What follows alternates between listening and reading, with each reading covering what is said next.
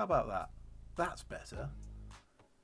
You see, I haven't used this software in quite a while, and so it changed my settings from the settings that I obviously had left it at to default settings.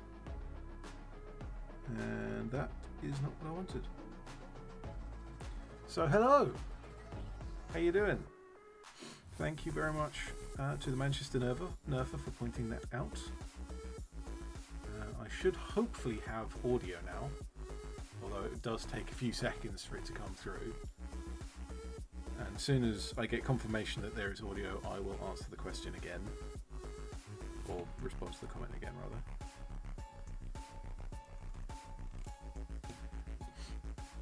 I'm actually getting a nice, because this paint is slightly thin, I'm getting a nice kind of wash over grayscale effects. I'm pretty sure that I zenithalled these. Sound coming through clearly now. Excellent, thank you very much for the confirmation. So, to respond to your comment, which was, how am I not head bobbing to the music? I am occasionally head bobbing, but I'm trying to stay stable because I want to paint. If I head bob, then I shall also hand bob, and if I hand bob, the painting will be awful. Even more awful than it usually is, that is. And the second one was oh no, it's just head bobbing. Oh, I think I was complaining about the paint, because this paint is quite old now.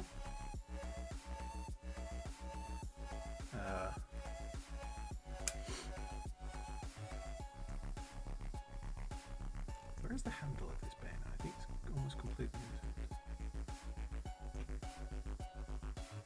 Yeah, this paint has seen the heat of summer, the cold of winter. There we go. Move the chat to where it's supposed to be. Another thing that the software has changed in my absence.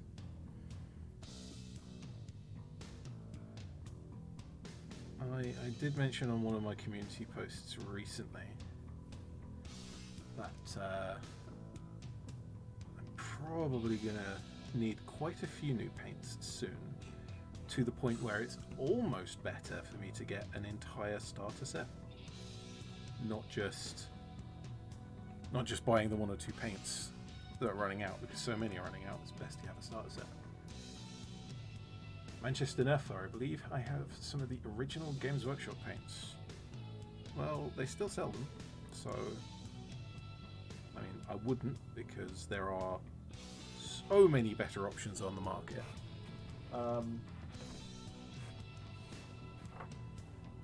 But I actually have a Games Workshop paint with that lid, and that lid was stopped in 2001, I think. They moved over to a different type of lid, which would be that lid, which is notably worse, and then they just got worse and worse from there. I actually do have some of the modern ones.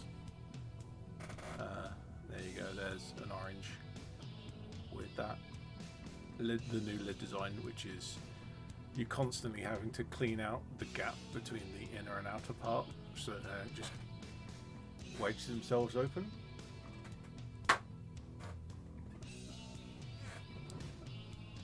But I have some far better paints in some better containers. Well, that said, the Games Workshop paint is okay. Like, I've no problem with the actual paint itself. Where is my water pot? My water pot is here. I need to hydrate my wet palette.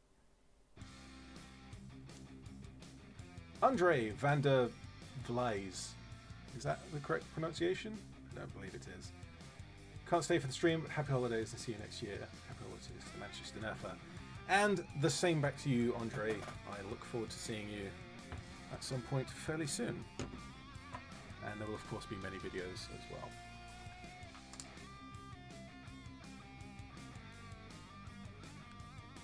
Let's get a bit more paint. I don't want to water this down too much because the paint is as you can see, separating out, like digging out the thicker paint for the bottom, and even that is a bit thin.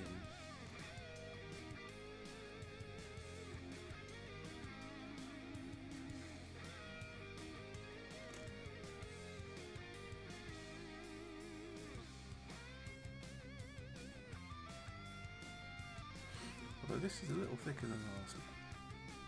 It's just inconsistent in that, is what I'm saying.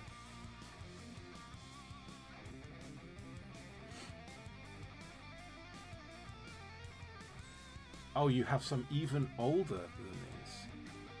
That's impressive. Someone's trying to send me Facebook messages, and I'm unfortunately using my phone as a camera. So if the image quality suddenly deteriorates, that's because my phone is vibrating.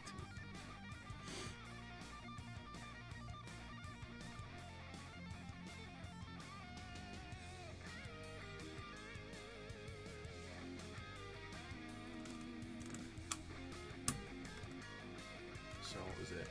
Weapon stocks, bayonet, scabbard, and boots. So let's just get the boots done and this is done. I will have to, of course, come back for a relatively quick highlighting step. This entire army, pretty much everything on it is uniformly highlighted with the same sand-coloured paint.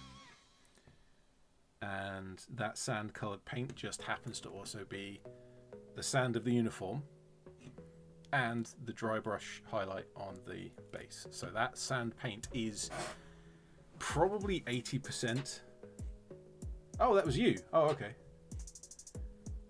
It was a PO picture. I don't want to nudge my phone because it will guaranteed interrupt the stream, and I will have to essentially stop the stream to redo my software. I think I might be able to recover it. I'll probably do a test stream at some point and like have it private so I can muck around with what happens if. Oh, the pot. Yes, of course. Manchester Nerf is sending me pictures of ancient paint pots. Is it one of the hex pots? The hexagon. Isn't it that the pot is a hexagon and then the lid is still circle? I think that's right. Definitely want to get into the tread of this boot. Highlight that up quite easily later, but I want it to be darker in the recess. Yeah, so the green of the socks and the belts and pouches and stuff. The brown of the boots eventually when I get to it, and of course the uniform itself is all single colour highlighted with sand. Obviously the uniform very heavily highlighted with sand. The skin does not get that highlight. The skin gets more normal light brown with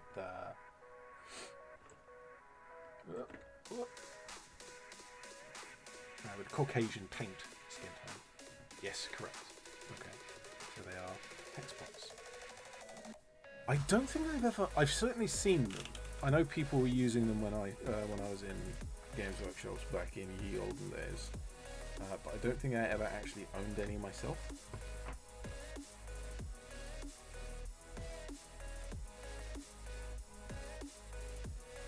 Ah, this is one of the 3D printed ones. Immediately you can tell because the socks are a different design. Also, just the quality is not quite as nice as a decent injection molded print. Injection mold. Full stop. I was trying to work out whether it was an injection molded mold, an injection molded cast, but no, just injection mold.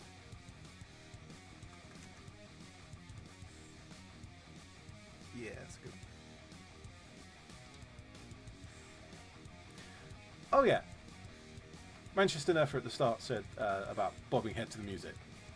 I'm not sure if I got cut off when I was explaining this, but Ethan Meixel's music, which you're currently listening to, appears all over the place on YouTube. It is very good, and a lot of it's royalty free, hence why I can use it. Some tracks you will recognize from the mini painting hobby. Miniacs, I don't think his main video outro is, but certainly the podcast Trapped on Plastic with Ninjon. Their intro is from Meixel. Yahtzee from Zero Punctuation. His videos, his intro is a Meixel track. And from the Nerf hobby, Wolcom often uses, I mean, when he's not using anime music, he uses the odd track of Meixel as well.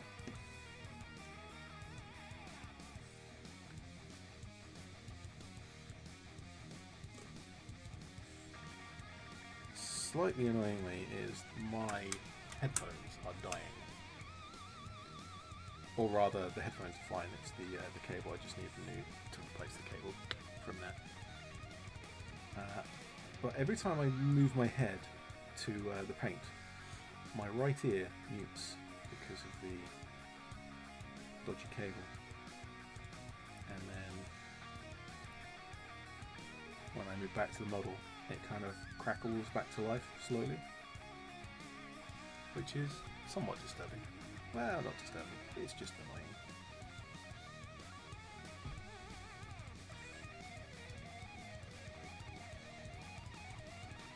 Have come up with various ways to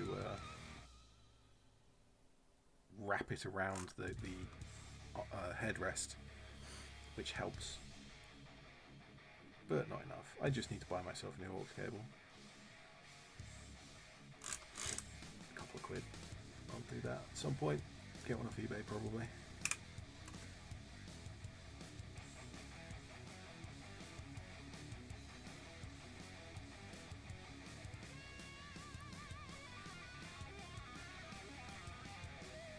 Yeah, this paint is definitely partially polymerized already from the conditions it has been under in the last few months.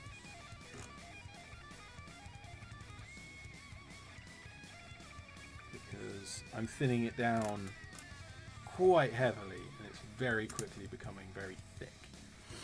And that is a sign of the acrylic in the paint being partially polymerized. And there's some chemistry involved in that, but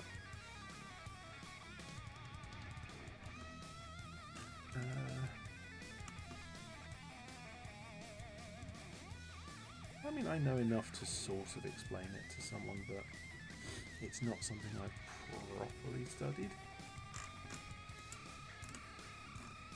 I'm not a subject matter expert on acrylic paint. What have we got here? This is another Perry Miniatures one.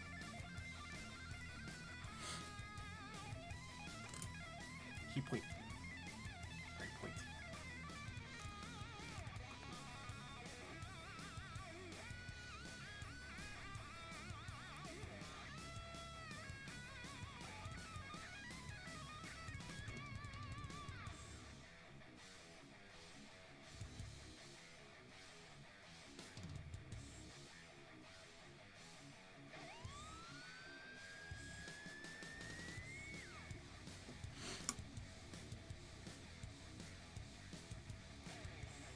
I did bring out my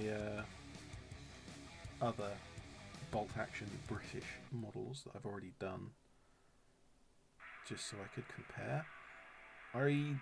I was wondering just how far through the project I am, because every model except for one, which I'll mention in a moment, every model has significant amounts of paint, but there's also a reasonable proportion of the army that is already painted. So what's that? 5, 6, 7, 8, 9, 10, 11, 12, 13, 17.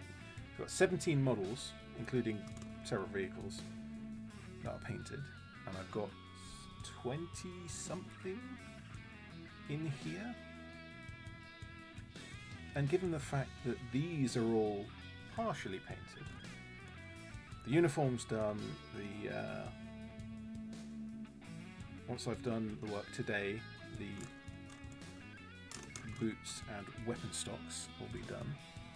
Hopefully I'll get to doing some metallics today as well, which is actually a very quick step. I'm probably more than halfway through the project as a whole.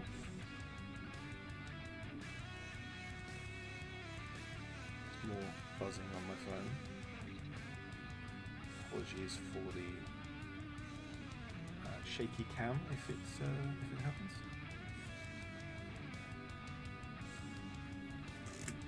See, what I used to do and what I should have done today but forgot is actually put my phone into airplane mode, so that it doesn't get any messages. Because the app that I'm using to connect the camera to the stream that you are watching now, there, is wired. It's just a USB wire, so that's not going to let any notifications through. It shouldn't be a big problem. I get an awful lot of messages, and certainly no one's going to try and phone me. Someone better not try and phone me, that would be a disaster, because that would just shut down the stream.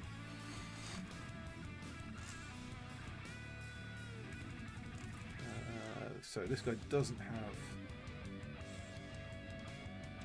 the bayonet frog, but the boots and rifle stock is done. Next model!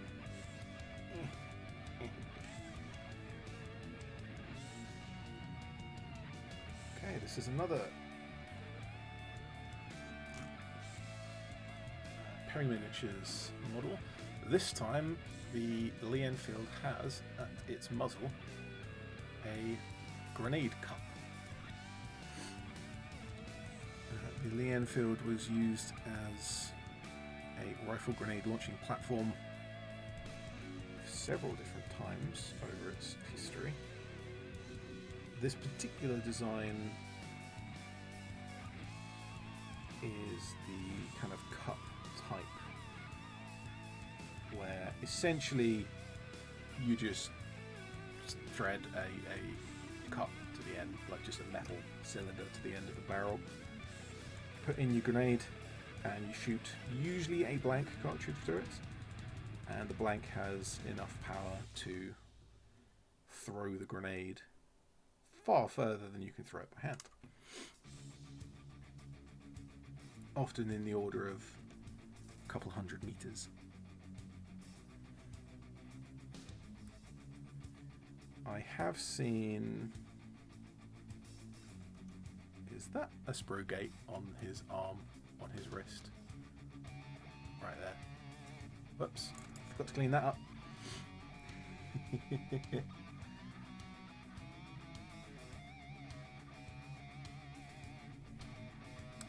I have seen one other variant. Oh dear, that's a lump of paint. You do not go on my model, thank you very much.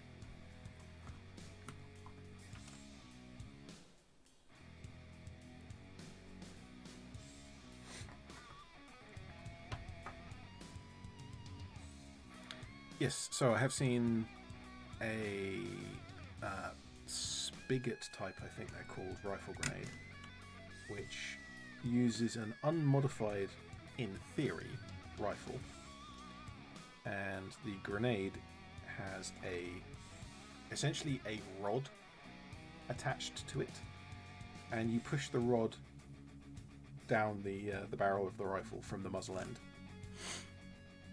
And again, shoot usually a blank round. And that pushes up on the rod, pushes up on the grenade, and the whole thing goes flying up front. Now if that, for any firearms experts amongst you, sounds like a bore obstruction, yeah, kind of is. And so the bore of any the Enfield that was used in that way, or any other type of rifle that used the same design of rifle grenade. They are egged hard right at the base of where the rod, like where the rod starts. There's always a bulge in the metal of the barrel there. If not, just a straight up fracture. So that wasn't used very much.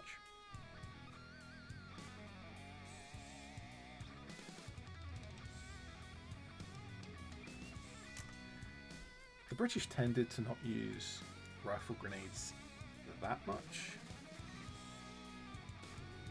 We usually relied on platoon level, like mortars, particularly in World War II, and beyond them, light mortars that you could move up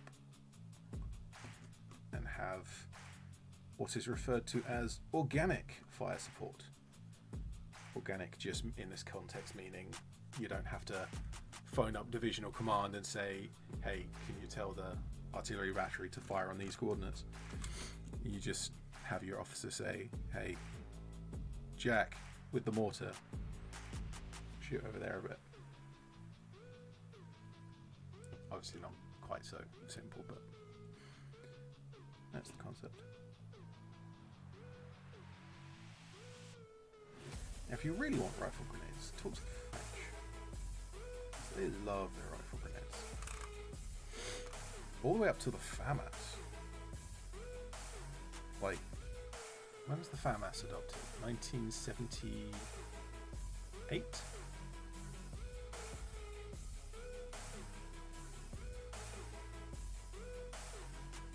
And it's set up for a rifle grenade.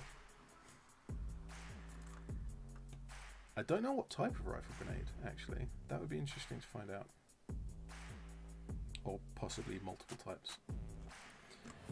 Okay, boots, rifle stock, bayonet frog, done. Next. Let's see if I can't pick out one. There we go. Warlord Games. Nope, I lie. This is Warlord Games arms and head, but this is in fact a 3D printed body. The pouch is also Warlord Games. Oh, you can tell the print on these shoulders there. You can also tell which orientation this was printed at just from that. Oh well.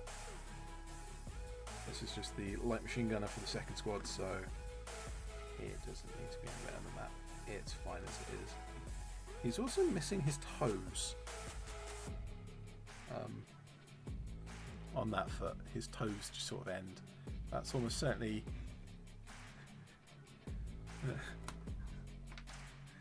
there is somewhere in my supports bin a 3D print support with just some toes on it. Again, not one of my nice first use squad, which has the best models and looks the nicest, and probably will be painted better as well. This is the second squad where I put them at the back a bit, and back of the shelf. I'm also going to paint them, but just maybe not spend quite as much time as I would otherwise.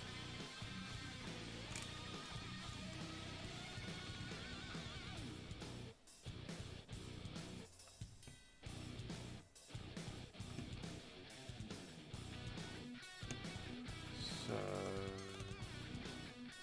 yeah, there's some pock marking from the 3D print supports there. It's not ideal.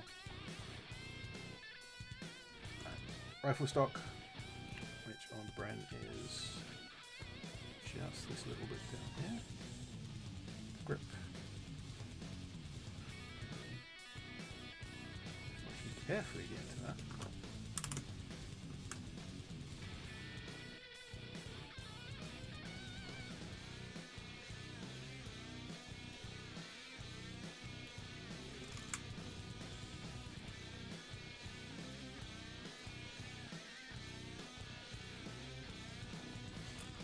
Bren is mostly metalwork Is the carry handle on this? The carry handle's kind of under his hand there. Yeah, I won't bother trying to get at that. Yeah, the brain is mostly metalwork with just a bit of wood back, so that's that done. Do you have bayonet frog? You do not. Well done. I'm definitely going to have to come back and redo the shorts because there's missing paint and all of that.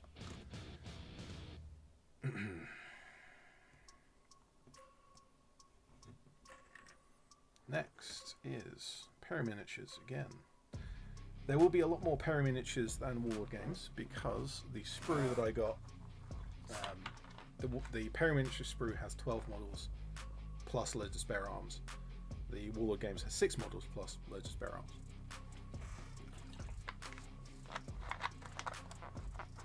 I've also painted, I realise, 4 of the 6 fully official Warlord Games models. 1, 2, 3, 4, and only one of the Peris. How have I only painted one of the Peris? That is a disaster. Well, I think the reason is because I don't like batch painting. And what I'm essentially doing today is using the live stream to distract me from the fact that I am batch painting, which sucks.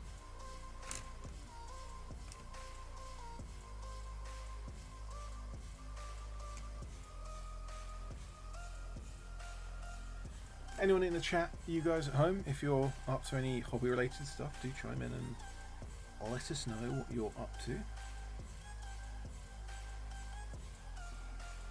Is that a sprue injection point, a sprue gate, on his heel? Not sure if I can really get that to show up on camera. There, that little shiny spot, it's a little lump. It's certainly not in the paint.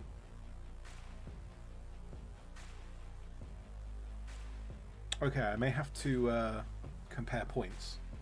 I definitely said that the Peri models were nicer sculpted than the Warlord models. The Peri models don't have painted soles.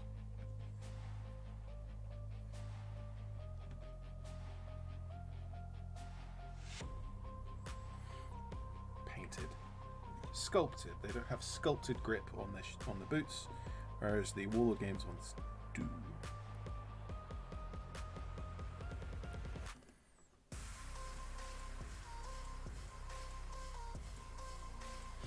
Also, I noticed that the socks are actually a slightly different design between the two. That's not important. My 3D printed ones are way more different than the two plastic kits are from each other.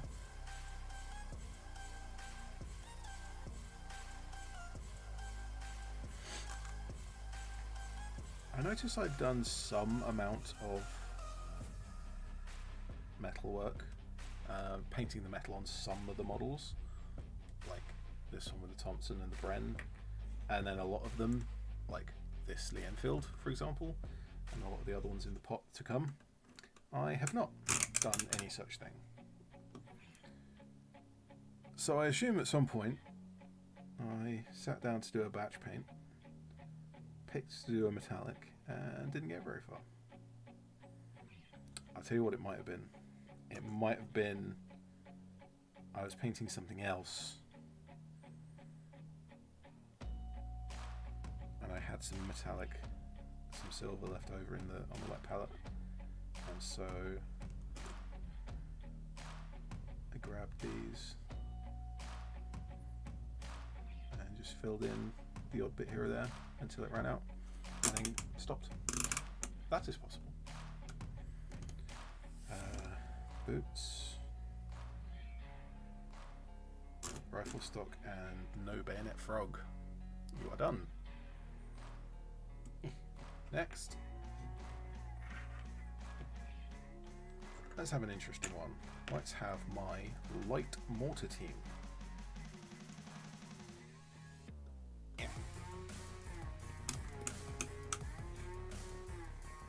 Certainly when I get to the end of most of these models, I'm going to have to do the ammo bag box for the light mortar separately. but that's okay. Kind of batch paint out most of the models, and then kind of the ones that are done at that point are done at that point, and anything else that needs doing can be done individually. That's probably the more efficient way of doing it. Not how I generally like to paint, but it'll do. It'll do.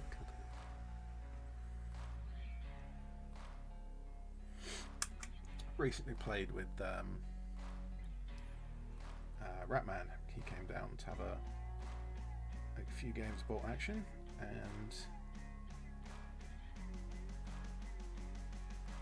he's playing Japanese, and so he gets access to the Grenadiers squad, and they are a very nice unit, because not only do they come in the infantry squad section of the army selection unit box thing, but they have, in a single squad, you can take 3 light mortars, which is extremely unusual. Firstly, that you can take a light mortar in an infantry squad. Usually most factions cannot take a light mortar in anything other than the light mortar team. But in addition to that, having 3 of them in one squad is very unusual. Again, most squads from most nations get 1 special weapon, usually light machine gun, and the odd one here or there gets to have 2. That's fairly common, but it's very rare to have 3. So having 3 light mortars is very different, and it is very effective as well. Manchester Nerfer says, I have a pile of shame to pick from multiple games. There is no such thing as a pile of shame. There is a pile of opportunity. You cannot paint models if you have no models to paint. Therefore, you need to have unpainted models, otherwise you can't paint. And your pile of unpainted models is just an opportunity for you to look through, pick out something you enjoy, and paint it.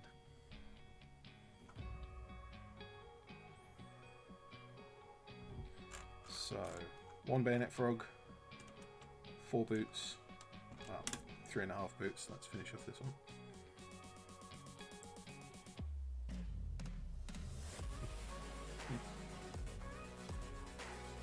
Oh, that's a bit messy. I'll redo that. I think what I may have to do, and I've considered this for other batch paints as well, get the batch paint done, but then individually go through every model and just concentrate on one model at a time to kind of finish them up. There is a gap in the paint here, and I'm just trying to work out if it's supposed to be sand or boot. I think it's supposed to be sand. I have a little bit of sand paint on my wet palette. Let's see if it's still good. It is.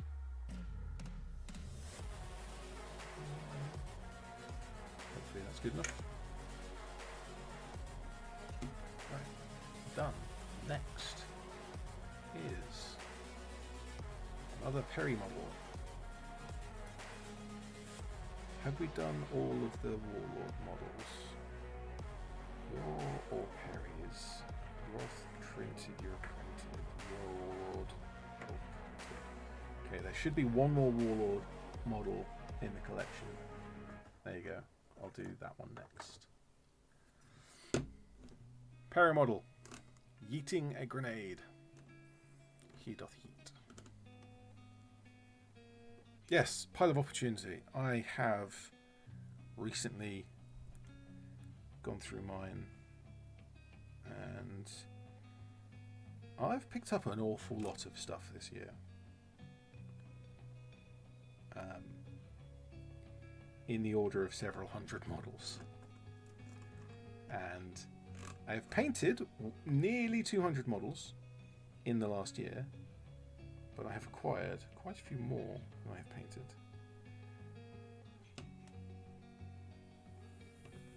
John says, Merry Christmas, everyone. Hello, and Merry Christmas back to you. How are you doing?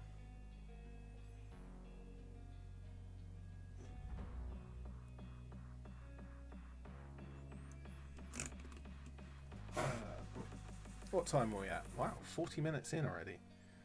40 minutes and I have not finished the single coat. I was hoping to get the one coat and also the highlights on this as well done. Are we dropped on focus? No, I think it's just a bad quality camera, which we knew already.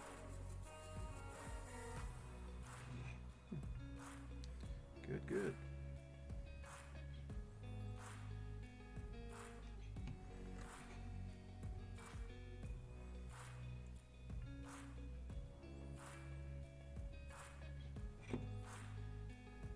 We'll see how far we get on stream, because I do want to get... Nope, I'm not done. Rifle stock as well. I do want to get this army finished painting fairly soon. There is one more model of the Brits that I want to do a video on.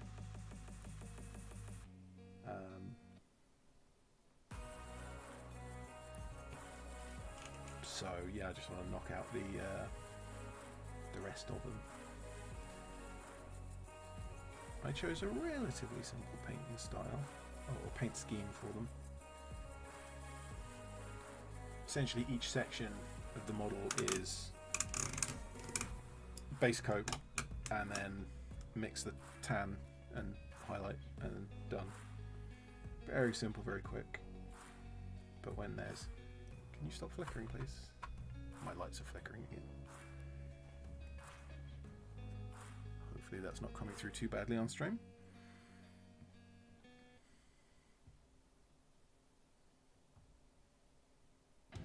I can't remember what I was saying. Something about my models being in videos. Ah, yes. The infantry for the army aren't getting like specific videos. I'm just doing them on the stream. But quite a few of the models have been in videos. I have them all in front of me. Ah, John says, nice painting. Thank you. They will end up looking like this.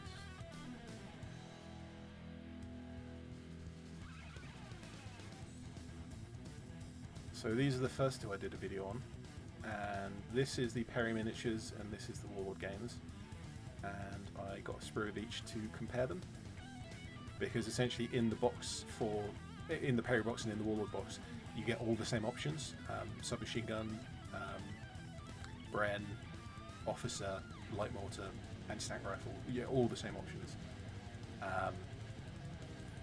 There's a slight difference in scale.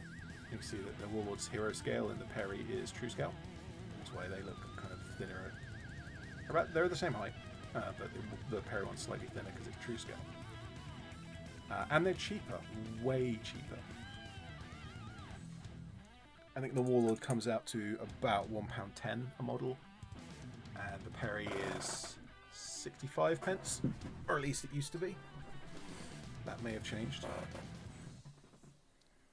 And of course, international. John says, both good, but went for the Warlord. Yep, absolutely. There's no reason to not go for either one. I think the choice comes down to, I think I said, my conclusion in the video, I think, was something along the lines of, if you don't mind the true scale of the Perry models, then go for the Perry models. Because they're cheaper, slightly nicer sculpted, but there's not much in it. A lot of the other things, there's not much in it, and so go for the Perry in that case. But if you really want them to match other models, particularly your opponent's models, if they're using Warlord models, which they probably will be, playing bolt action, then go for the Warlord models. But I found that having them both in the same, like even in the same squads, like these two are going to be in the same squad, they don't look out of scale enough to cause a problem. It's just like this guy's a skinny guy and this guy's a super hench, beefy guy. And they look fine together. And yeah, that was my first video on the Brits. I don't remember the order that everything went in, so I will have... Oh, bayonet catching on my painting handle there, gotta be careful of that. There is of course the Daimler armoured car. I've just smeared paint all over my screen, that's a good sign, because I had the brush in my hand still. So this was a... Oh, where's the focus? Where's the focus? There it is. So this is a 3D print that horribly went wrong. It had a massive gap in it. And people were saying, no, it's a disaster. It's only good for terrain and you have to reprint it.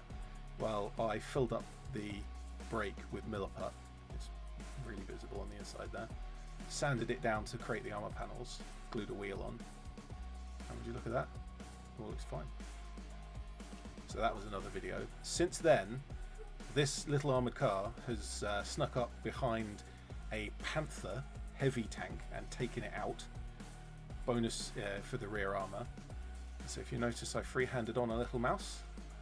That is because this is called the Little Mouse. Sorry, this armoured car is called the Big Mouse because it hunts big cats.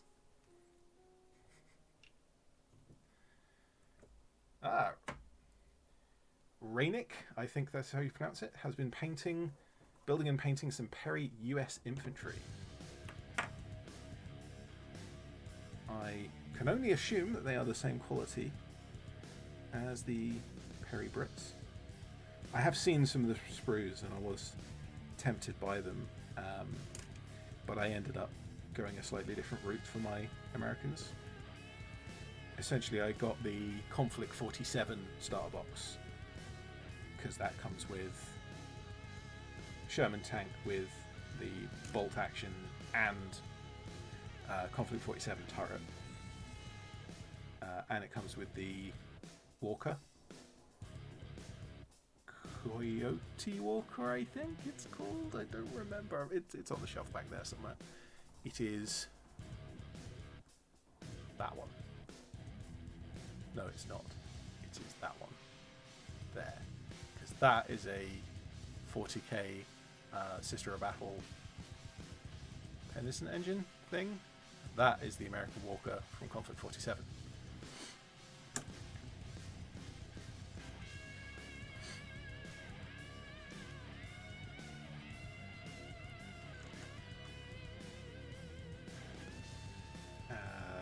Yeah. So once I've finished up with the Brits, I shall realistically, I'm going to batch paint the Americans squad by squad just to make it a bit smaller. But I've split them into essentially 4 groups. 4.5 groups.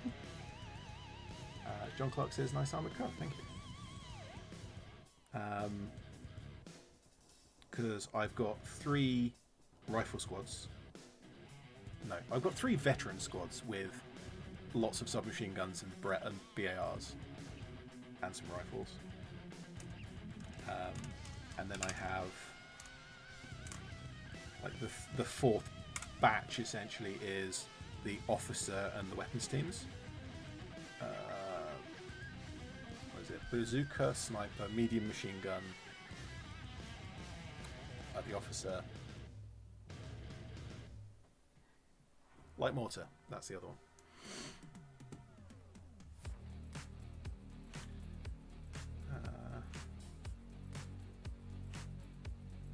So, boots, rifle stock, no bayonet pouch, you are done.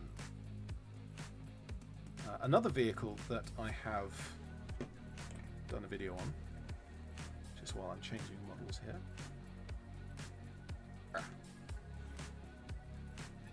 is a 3D printed Cromwell. Now this is from Wargame 3D. They do Kickstarters of various nations in World War II, specifically for bolt action, and they sent me this Cromwell to do a video on. I gave this a really rushed paint job. It's essentially airbrush camo and then some very light weathering, edge highlighting, some washes, and just a few details picked out. It's enough for wargaming, but I do want to push this a bit further because the design of this is very nice for 3D printing. I have a second one of these that was FDM printed somewhere, and that's quality of my FDM printer is not great. So Rainick says the Perry US box has bits to build 2 machine gun teams, which is why I went for that over Ward. If you buy the US Airborne, I think it is sprue, box, you get 5 sprues, and each sprue has a medium machine gun, so you get 5 medium machine guns. I think it's the Airborne, you might have to check which one. Because I got the old US Infantry in the Conflict 47 box, and that has the separate arms, which is way better than built-in arms. Don't like that at all. But it comes with bazooka, sniper. I think it's just those 2. Obviously, submachine gun, rifle, and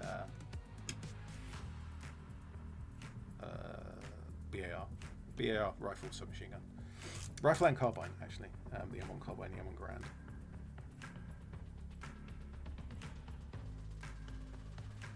Manchester Nerfa says, do you think the half track that's not bolt action is okay scale for the game itself?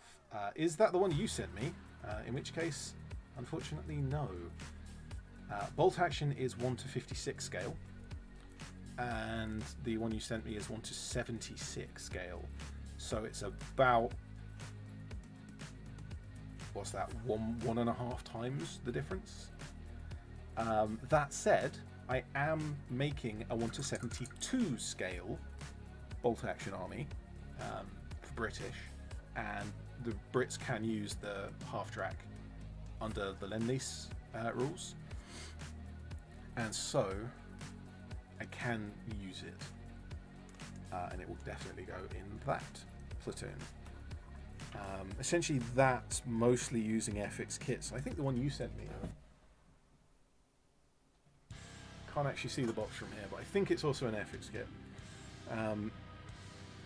In the scale modelling world, particularly in the UK, FX is one of the dominant names and has been for a very long time, but they pretty much, I would say predominantly when it comes to armoured vehicles, work in the 1:72 scale. 1:76 is close enough. Whereas Warlord Games has gone for 28 hero scale, which is like an infantry model in 28mm hero scale is the same height as a model in 1:52 true scale, but obviously the proportions are different. So the vehicles and all the artillery pieces are 1:56 scale. So bolt action is both 28 hero scale and 1:56 true scale, kind of combined. But there are some people here and there playing bolt action in 1:72, essentially measuring distances in half inches rather than full inches, and right, that works really well. It's essentially the same game, just smaller. What I do want to do, because there's another scale that people commonly use, is 1:100 scale, which is either 18 or 15 mil, depending on who you ask. Boots and rifle stock are done. This guy's got a rucksack. Should we paint the rucksack the same colour? That is the wrong rucksack. I got this from a different kit and it's a little bit too big. What was it saying? Oh yeah, 1:100 scale. So Flames of War is already in 1:100 scale, so there's plenty of models available for 1:100 scale. There's actually a few companies making models for Flames of War, so that's accessible enough. But also, I have a 3D printer, so I can print my vehicles that way. But 1/100 scale infantry, I was actually given some Spanish Civil War models, which is mid-1930s, and so perfectly acceptable for a World War II game. What I want to try to do is get... essentially I've got 4 rifle squads and each one has a light machine gun, which is appropriate for the era. I want to print off some armoured cars for them and have it 2 armoured cars and 2 rifle squads, like in a mirror matchup. I might want to get some other models, like some medium machine gun team, maxim teams for each, and maybe an artillery piece like a howitzer or something each.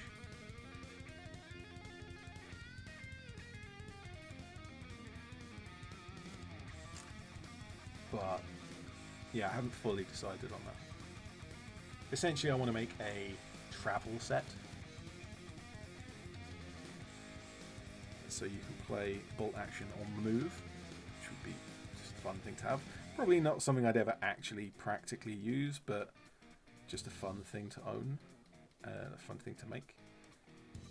And yeah, in that case, in 1/100 scale, you can just straight up use centimeters. You don't change the gaming system in any other way. You use exactly the same rules. You just use centimeters instead of inches. So every measurement is done basically 25 to 10, 2.5 to 1 ratio. And the models are about roughly that difference, smaller, so it looks quite well. But yeah, the one you sent me, 176, 172 and half inches is also done. I do know someone who was talking about modifying the rules of bolt action, modifying the ranges rather, and playing a smaller scale game, possibly 172, possibly 1/100 models, but using halving the movement values, so you're moving slower across the board, but keeping the same distances of weapons in full inches, which essentially would have the effect of, like, depending on how you want to look at it, you're either everything is moving more slowly, or everything has just much longer range. Like, it's the same comparison. I made a hash of this scabbard. I've just painted all over this pouch as well. That one will be cleaning up when I come back to do the green. That would definitely change the feel of the game, because that's going to make cover and movement much more of a thing you have to think about,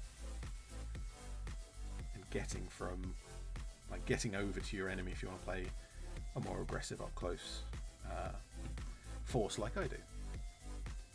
Mirror matchups are going to be the more interesting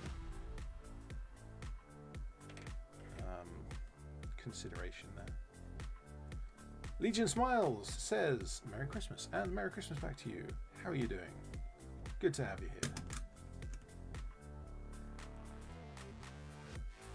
I'm surprised with having so many people. According to YouTube, I have 5 concurrent viewers, which is one of the best I've ever had, I think. I usually get like 2 or 3 people in at a time. It's nice to have so many people here. Obviously, I'm not boring you too much because you'd have left. I'm just going to watch and to see it go down as I say that.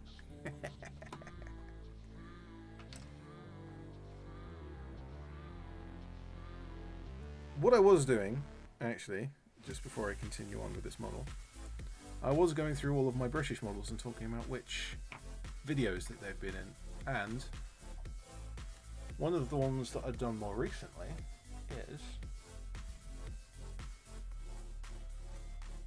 this one. This is the Rubicon 17-pounder anti-tank gun with the very long barrel, with crew, and the ammo limber that I didn't glue on because I want to have that as a terrain piece as well. And the officer's stamping on that Scorpion there. That was a fun thing to add in. Ooh. Got various ammo pieces. That came out fairly well. I think it's just my ability with a monotone paint scheme, because this is all tan. The uniform's tan, the sand is tan, and the gun is tan.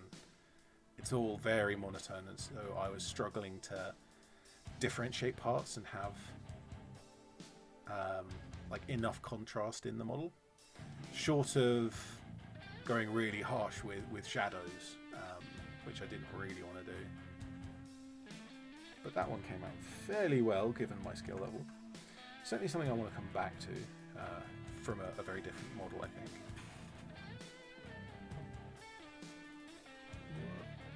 I've just got to be careful putting that back because it's on a dodgy shelf underneath my monitor here. Let's just rinse off the brush because that was quite a while in between paint. Don't want it to dry on. John Clark says, oh, John and Rainick says that it looks good. John says the way you placed, like the way you placed the figures. Yeah, it's the placement of them. It's just the way that made sense to me. Certainly I think it fits, and once I've got the rest of them painted up, that is pretty much going to be in every list for the British for me, just because of how useful it is. In bolt action it counts as I think it's a heavy anti-tank gun with AP rounds, but with high X it's like a medium howitzer. And what that means is that it's just incredibly versatile. It can take out most of an infantry squad in one shot, and it can take out just about any tank in one shot. Of course, it's not going to hit anything. That's the big question: is can it hit anything? And it's bolt action, so the answer is probably no.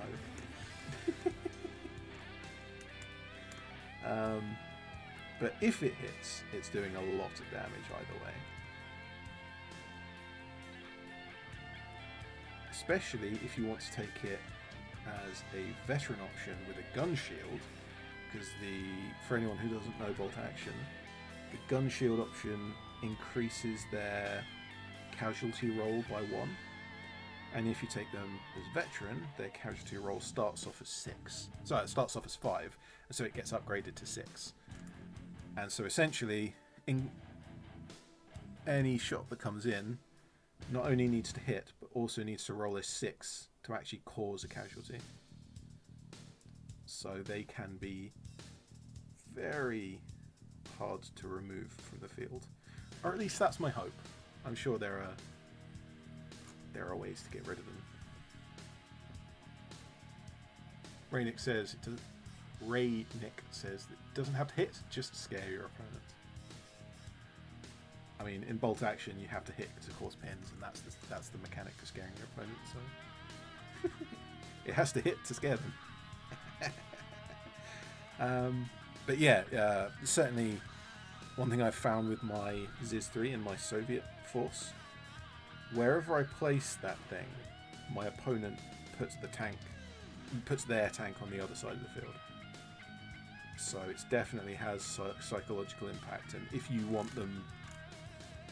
Like, if you want to have their vehicle in a certain place, or if you want to have their vehicle away from a certain place, you can put your anti-tank gun in the appropriate place to kind of just sway them into putting it in where they put their tank where you want them to, is essentially what I'm getting at. Just a very long-winded way of getting there. Oh, wait. Boots. Weapon stock, Bayonet frog. There is no bayonet frog. Good. Yeah. Just checking to make sure I done that one properly. There was also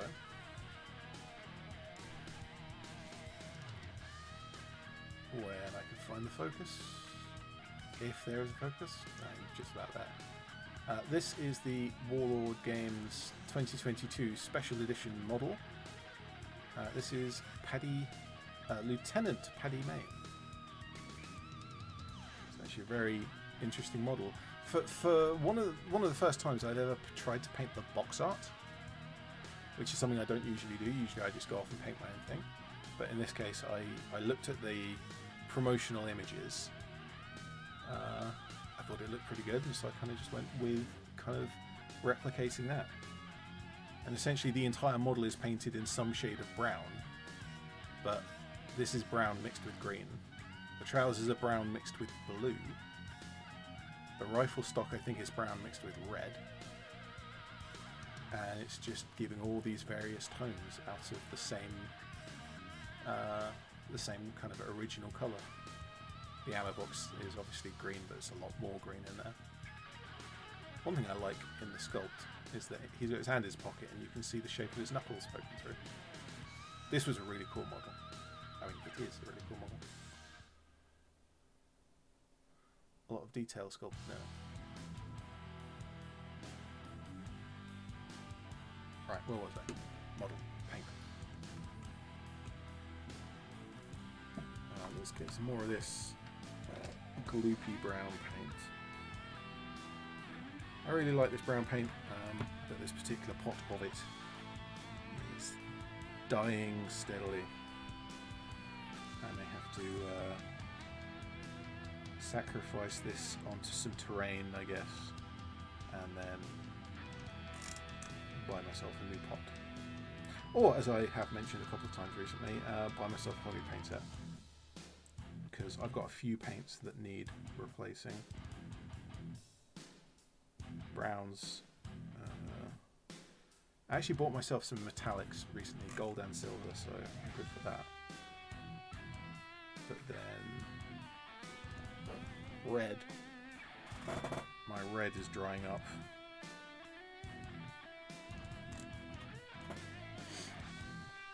Green. I have used a lot of green. I'm painting World War II military models. I've painted a lot of brown and a lot of green. As you will not be surprised to learn.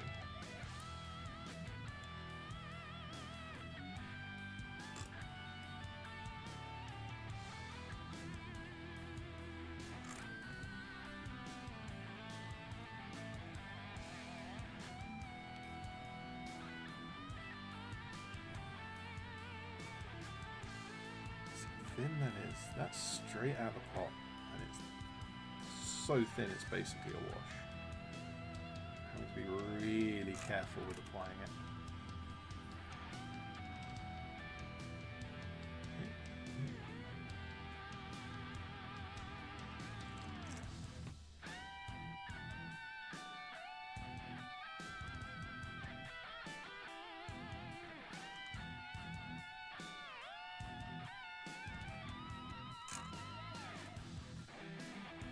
Right, rifle stock, boots, no bayonet frog, done. Next.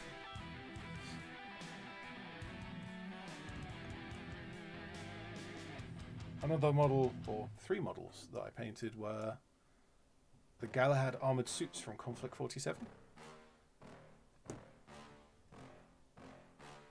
I did those on a video as well. And I did the like Tobruk paint scheme, the camo scheme. I really love that camo scheme, and I wondered how it would look on these armored suits. I think they look pretty good. Definitely worth the effort of painting them this way. And I changed the officer's submachine gun because it was an M1 Thompson. I wanted to change it to a 28 Thompson, like this one. 1928 Thompson, but I couldn't really find one that was going to print out well, and so I printed a Sterling submachine gun instead. And as this is 1947, the Sterling submachine gun was well into production, So it is even historically accurate for a non-historical game. Because any of that matters. Right. Next model. Boots, pouches. No. Boots, bayonet frog. Rifle stock. Oh, and rucksack.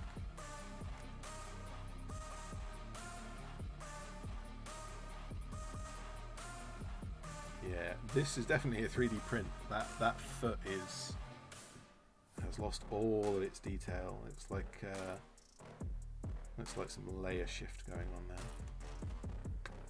Ah well. Kind of printed a lot of the bodies for my Brits just in one go, and kind of didn't really think about, this one is slightly bad, I can repair it or print a new one. I just kind of used them all as is. So the printed body versions are not so nice, but that's fine. I've got, how many models have I got now? Because it's the 6 official Warlord ones, the 12 official Perry ones, plus Paddy Main, plus Stanley Hollis, the special model that I just got. So that's 20. That's effectively 2 full squads if I wanted to put them that way. And then the printed models are about probably another 15, so they can just go at the back of the shelf.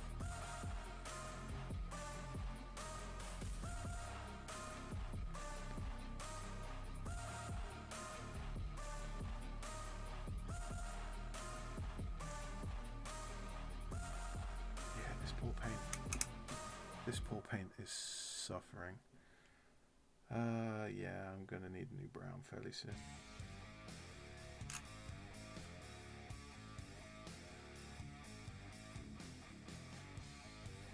As soon as I thin it,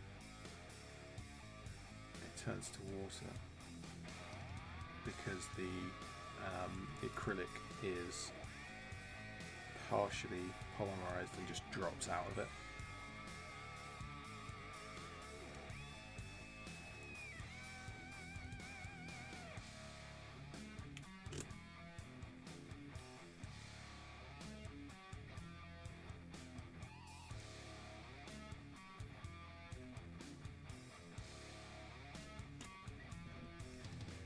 Or maybe what I need to do is not get a new brown and challenge myself to paint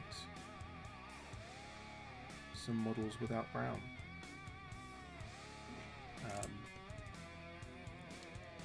Not every model I have is a bolt action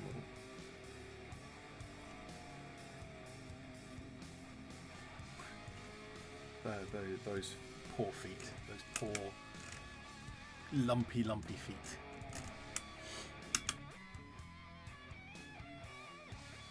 Hardly matters using such bad paint on such a bad model. How many more Perry ones? I've got at least another 2.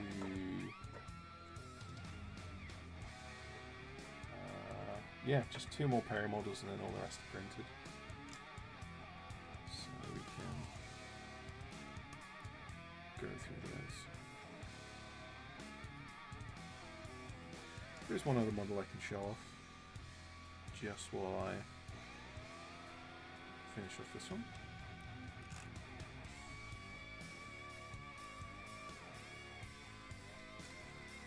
Boots, rifle stock, bayonet frog. Done. Good. So the 17 pounder, the big old anti-tank gun. This one.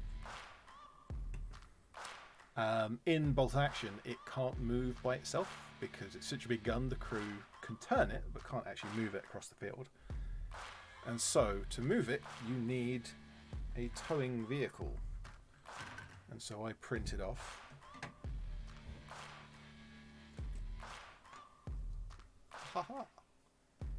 the Morris Quad FAT Field Artillery Tractor. It's essentially just a big engine in a car. It doesn't have any guns. It can't do anything other than tow a weapon. It can't even take objectives. It is 17 points, I think. something like that. So yeah, I 3D printed it. It came out all right. I actually FDM printed this. This is not even a resin print. This is the plastic one with all of the lower quality. That's where all of those ghost lines there, layer lines there, and in the roof, particularly in this corner, you can just see the track lines there everywhere. But it looks fine from a gaming distance. You can't really tell. And it's there just to pull the gun. Oh, and the towing hook does work to pull the artillery, the ammo box.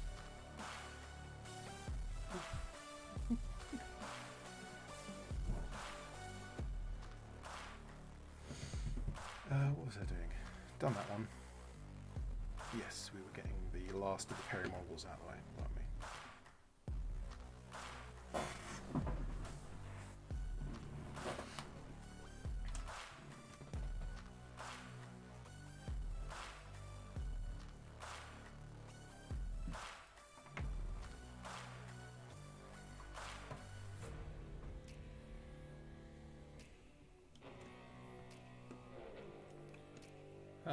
Yeah, I think that's all of the very interesting British models that I have, which is, to be fair, most of them. I just find this stuff interesting, I guess, is what we've learned here. I want to paint that rock. I want to paint that rock in like a grey colour that makes no sense being in a desert, but yeah. That's thinned too much. Keeping the consistency of this paint working is very difficult. It's very easy to overthin it, and once you have it thinned correctly, it's just very quickly becomes too thick because it's right on that edge of being polymerized.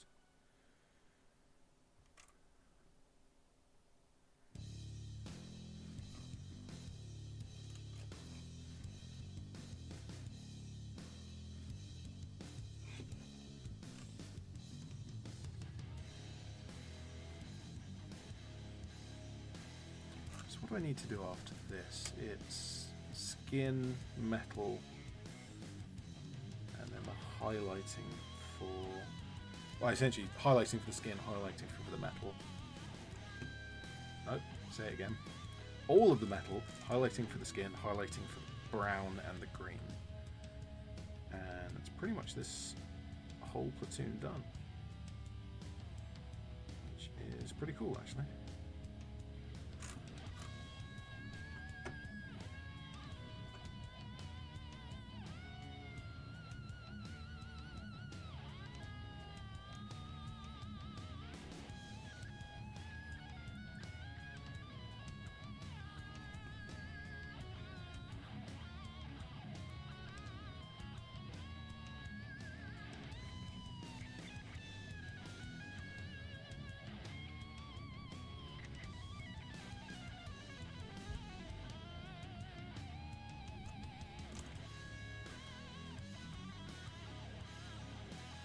I realise I'm being fairly messy with this because, partly because the paint's pretty poor, but also because it needs highlighting over the top of it anyway, and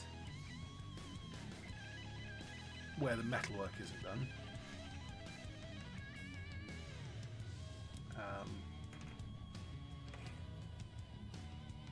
It doesn't need to be perfect anyway, because I'm going to go over that with the metal.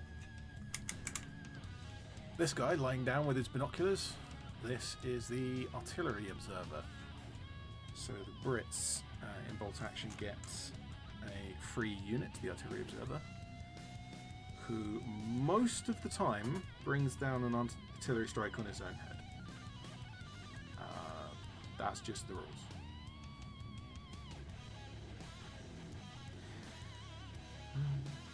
It's yeah, the bombardment from an artillery observer, the way that works in the rules, it's not particularly consistent. And there's a long-running joke of of essentially it coming down on the artillery observer. And when I played my first game with these Brits, with the models unpainted, as nature intended, yeah, I did exactly that. And not only did I bring down the artillery on the artillery observer himself and the officer, my lieutenant for the platoon, but I rolled 6s to hit. So instead of just doing a lot of pins, which is what the artillery barrage usually does, I actually killed both the artillery observer and my officer in, I believe, the start of the second turn of the game.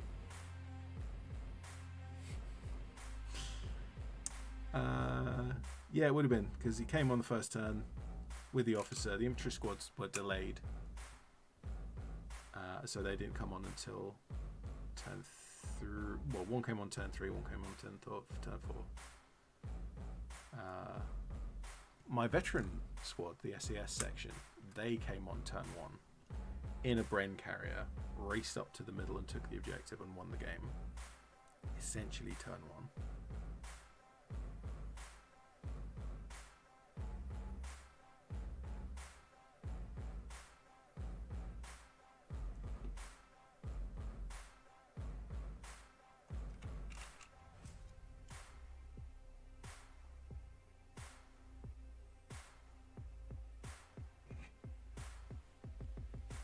Can you see that hook tip on the camera? Yeah, you can see about half of it. This brush was brand new. Brand new. This is the first time I've used this brush. I've been painting for an hour and 20 minutes. I've been painting one colour, and it's now hook tipped. Synthetic brushes, ladies and gentlemen. Yay. Legion Smile says, he who dares. Yes.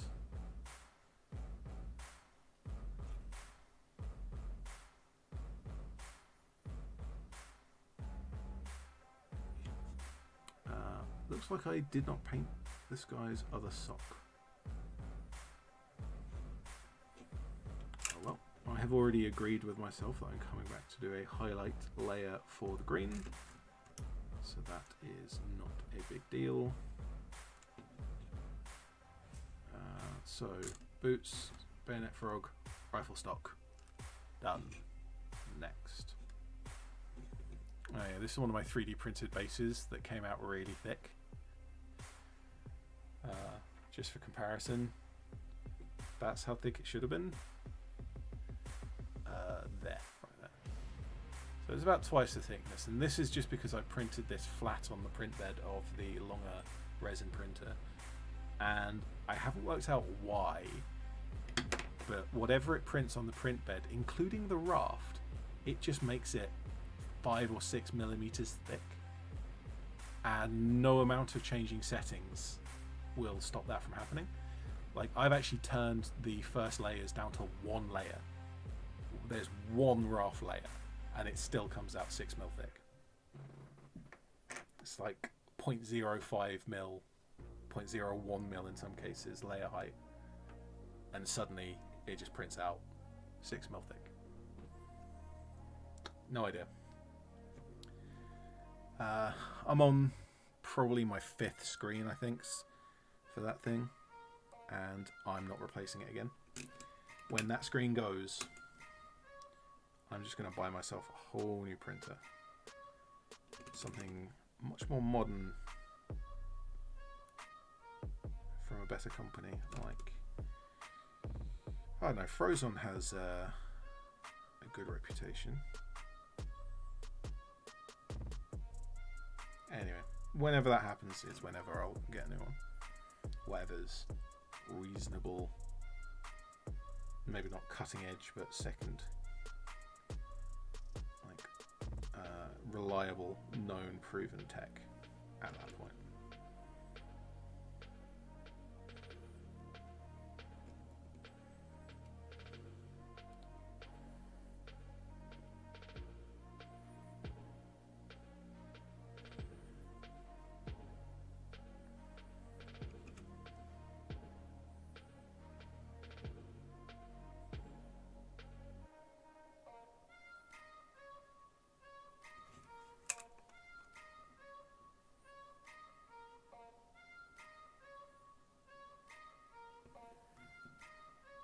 on, brown paint. Work with me. Survive a little longer. The longer you survive, the longer you will not be relegated to terrain. You wouldn't want to be relegated to terrain, would you?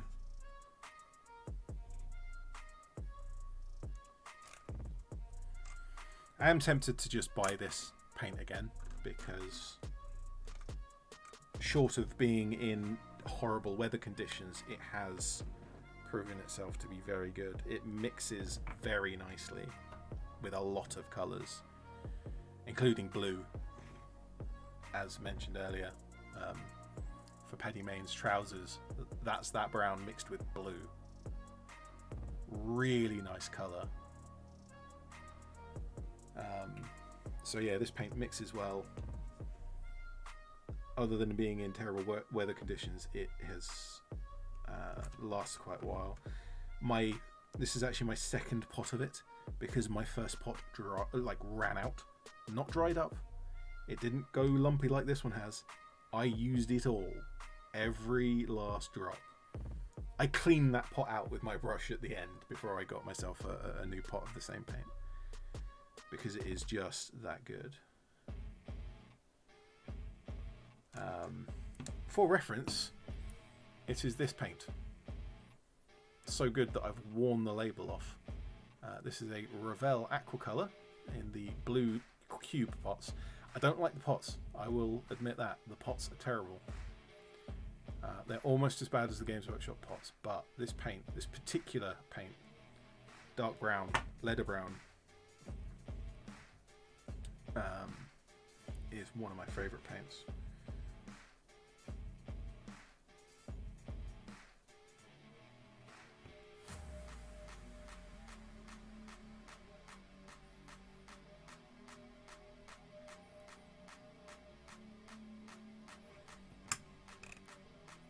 Are there any other paints that I would just get the exact same one again?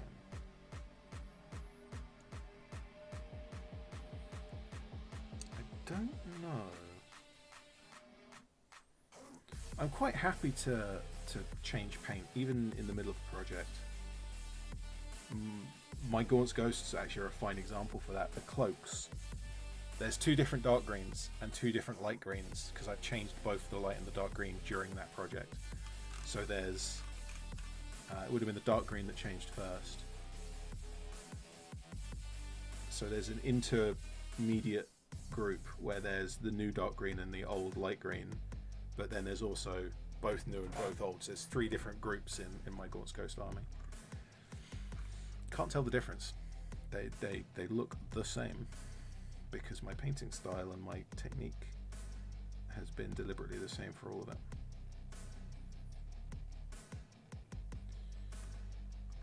I think that gap here, the gap of paint there, is actually supposed to be his wrist, so I'll need to paint that when I do the skin.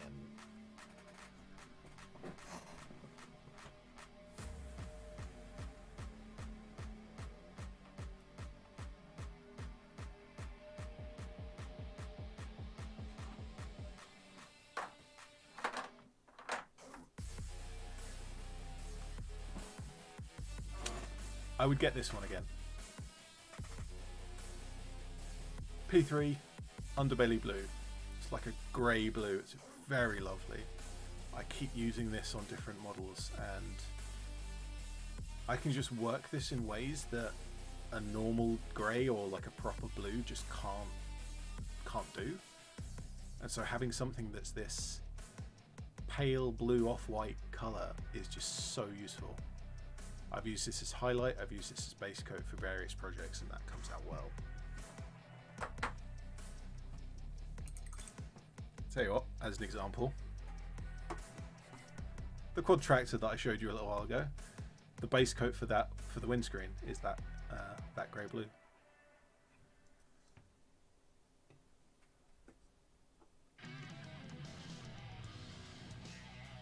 Anyone recognise this track? As we were talking about music earlier.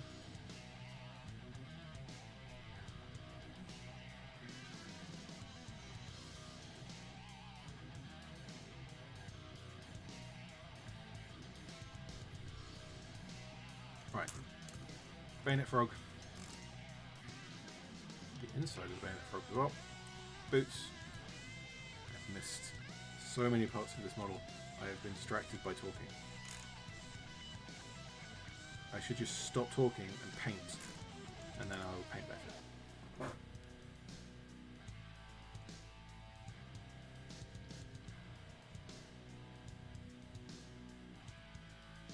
Can I please get into these gaps? There we go. There we go.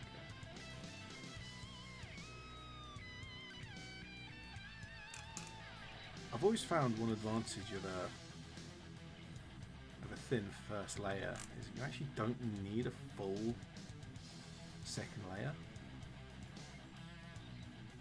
If you come in and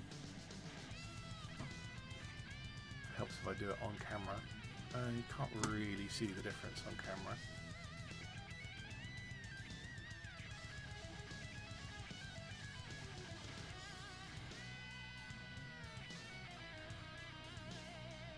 Especially as I paint with generally a lighter primer, usually grey. If you leave a little bit of the single layer, you get a little bit of that grey showing through. Let's do the sniper team next on that, and so you go back for the second layer on the stuff you want to reinforce as being kind of essentially your base coat. And so anything that you leave behind is just already free highlighting.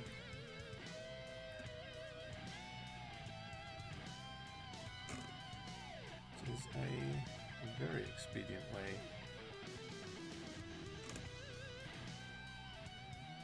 of painting very simply.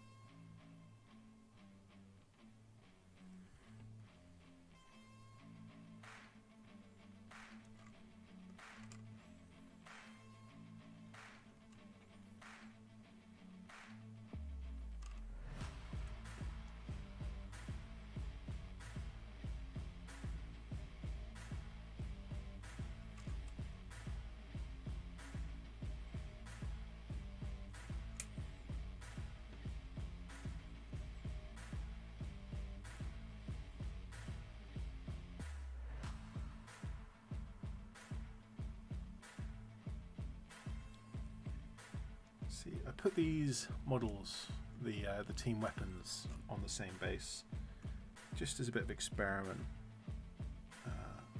because I generally, particularly for my Ghosts and for my Soviet Union for bolt action, both of those have any weapons team. Like the first in the weapons team is glued to the gun and the base, and then all of the other models are removable. For the Ghosts, I designed a base with a little recess that you can put a model in, and that was for 3D printing. And for the Soviet Union, when I did the texturing, the base texture, I wrapped one model, or wrapped, in some cases several models, one for every position that needs to go on the base.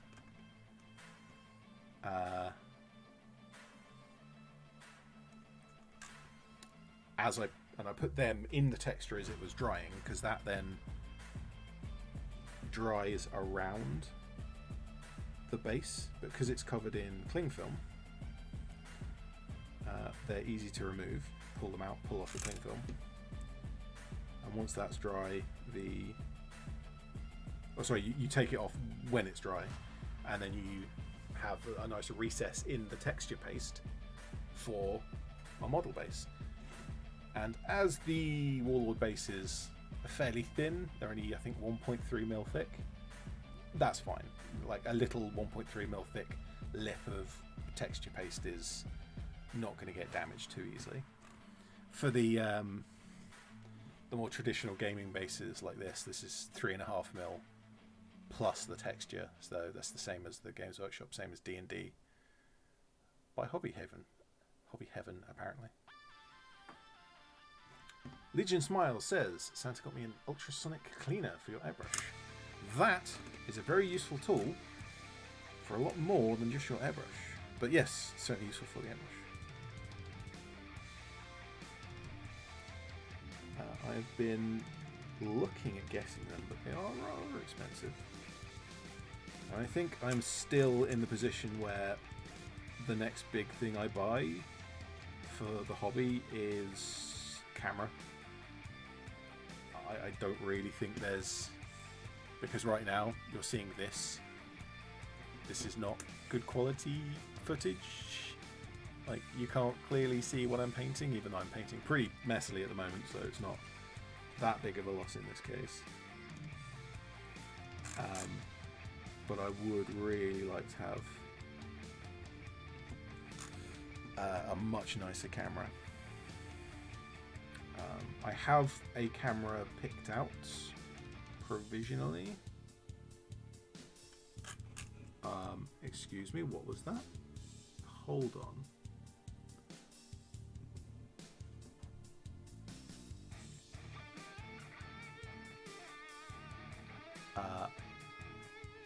Is that a bristle from this brush? Or is that from something else? It's not the full length of this.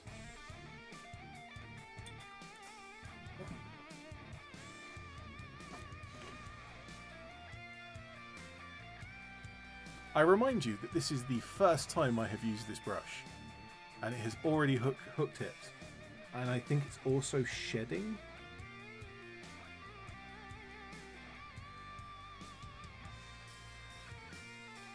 No, it's not losing any more.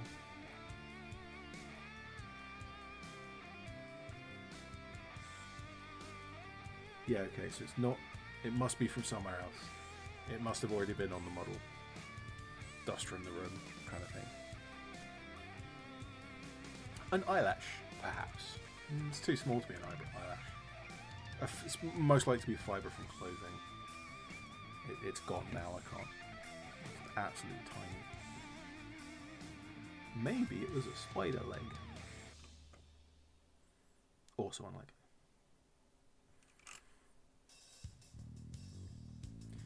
What was I saying before I was so rudely interrupted by the possibility of this brush being even worse than I already thought it was?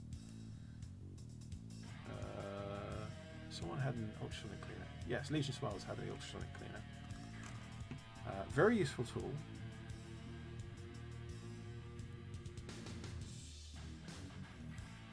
For a lot of things, besides cleaning your airbrush, which of course is a very useful thing to have an ultrasonic cleaner for. The obvious ones that come to mind are paint stripping models, again, cleaning.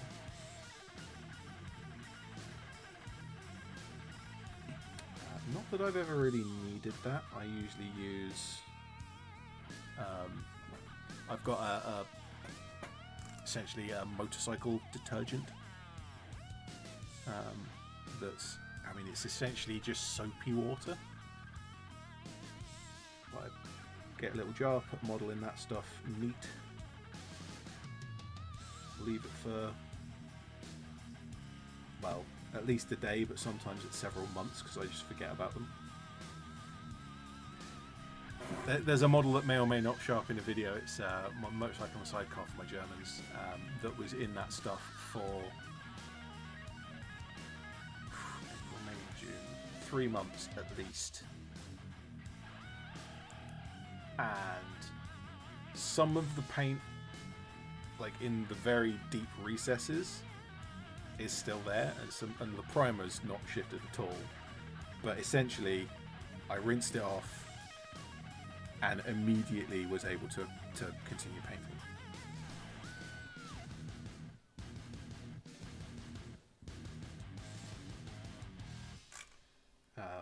But yeah, usually the model's only in there for a day or two. And getting an ultrasonic cleaner would mean it would be in there for 10 minutes, half an hour. And I just don't work on that time scale.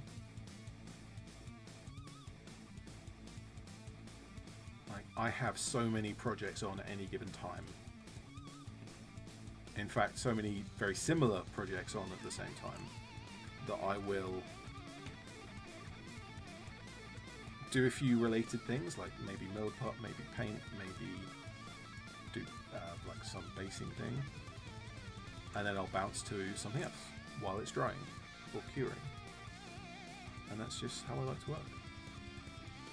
So in my case, for that type of stuff, wouldn't be using an ultrasonic cleaner. For the airbrush, certainly, very useful for that.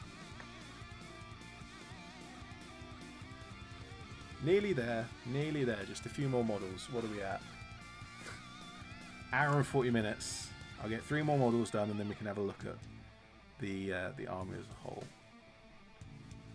We did not get anywhere near as far as I thought we might. Now I am talking on live stream, and that does involve talking and being distracted. But this is just one colour in the sequence. The boots, the bayonet scabbards, and the rifle stocks. So it's not even a significant coat, it's just a few details. And that's taken 2 hours. And it's killed a brush. It's killed a brand new, never before used brush. I mean, it's a synthetic brush, so. How much are the Warlord brushes? I think this is a, yeah, Warlord Games brush, which means it's probably made by Army Painter.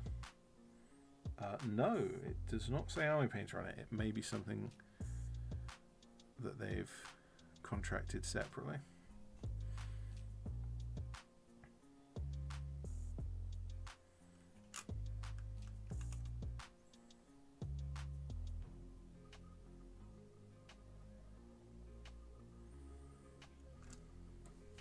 I wonder how you make brushes.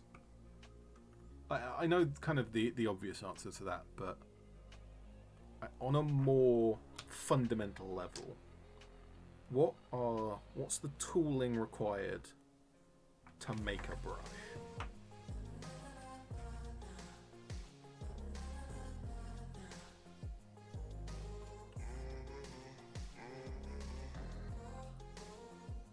There's a video idea.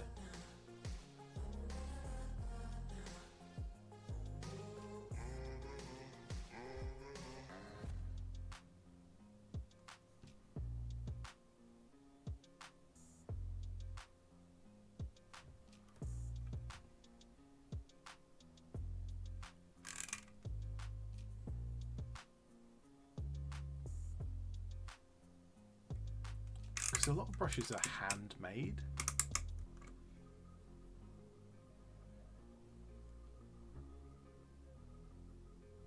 Is it Broken Toad? I think something Toad is a kind of well known for hand making their brushes.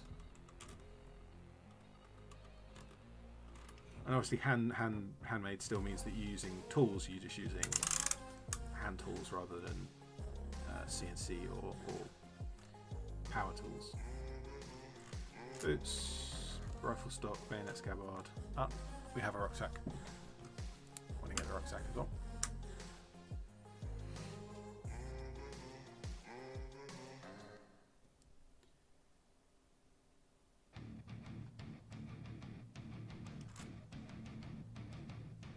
Because on the simplest level, it's a bunch of hairs that you use the metal fuller to crimp onto a wooden stick. But there's obviously a lot more intricacy than that, because you need it to come to a sharp point, which this brush clearly doesn't.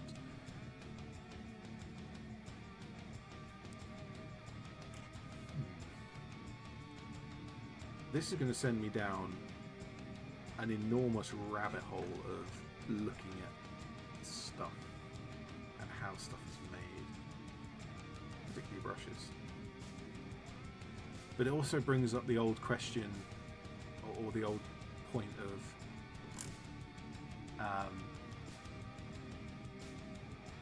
like the tools that make the tools, because this is a tool that makes that paints, but there is a tool that makes this brush, therefore the tool that makes the tool. And it's the same with a lot of other things in other hobbies, where you start looking at stuff and you very quickly are looking at not just the tool itself, the end thing that you want to use, but the mill, the lathe, the pillar drill, the CNC, this, that, or the other, the 3D printer that makes the tool. The tool that makes the tool. I've been down that road so many times. You have no idea how much I want a really nice lathe, like, you know, 50 grand piece of equipment for for making very high-end custom parts. Multi-axis CNC router kind of as well. That's more Alice Tyrrell's deal than mine.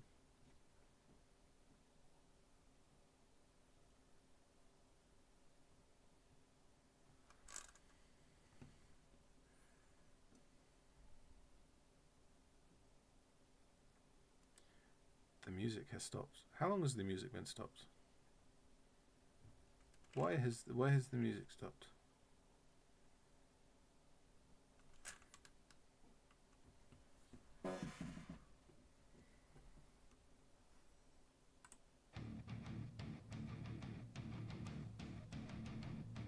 Remind me if the music stops again, because I don't want the music to be stopped.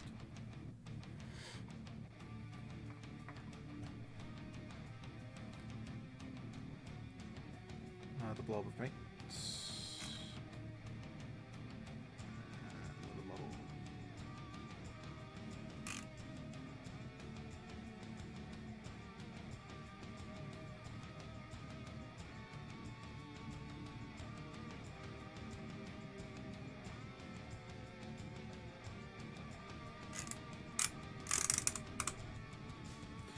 So there is a bit of a running joke for anyone who's been watching my de facto vlog on the wargaming tournaments that I've been attending,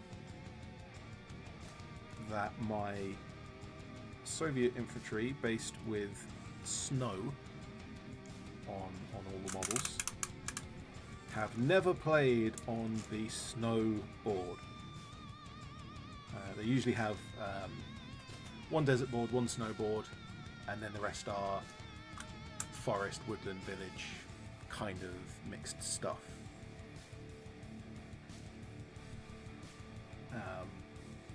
But last time I finally got to play on the snowboard, and now that I've played on the snowboard, I want to get my Brits done so that I can do the same joke on the desert board. Say, why can't I use my desert models on the desert board and never get to play on the desert board? I just always be on the snowboard and the Italian village. Some very nice terrain they have there. Very expensive. I keep looking up the company, because some of the pieces still have the sticker on the bottom. So I keep looking it up, and oh boy, some of that stuff is expensive. Any one of those gaming tables you see in that vlog has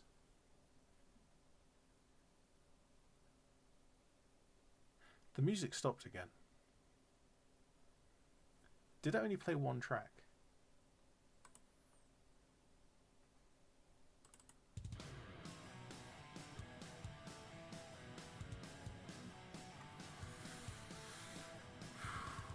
Let's see if that does it. I'll put it on loop, which shouldn't have mapped it. It should have just, like, even on no loop, it should play every track once.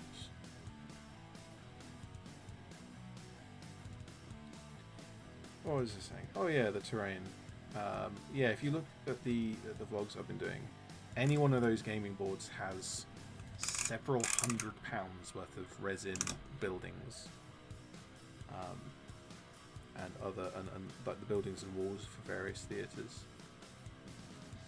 I'm pretty sure that the snowboard, which will be appearing in the next vlog, is probably the most value of parts from this company, which I can't remember the name of. Rifle stock, boots, bayonet frog, rucksack. Yes, we have that. Yeah, so I'm pretty sure the snowboard, the buildings that we have on that are the most at the highest cost value. And yes, they are expensive. I would have to look up how much each one is and total it, but it's easily 300-400 quid, if not more than that.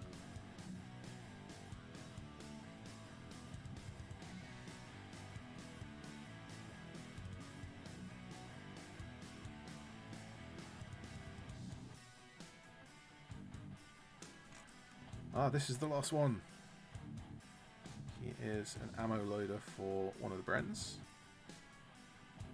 Or the number 2. As he's often called. And I've always wondered if that's the origin for the expression number 2.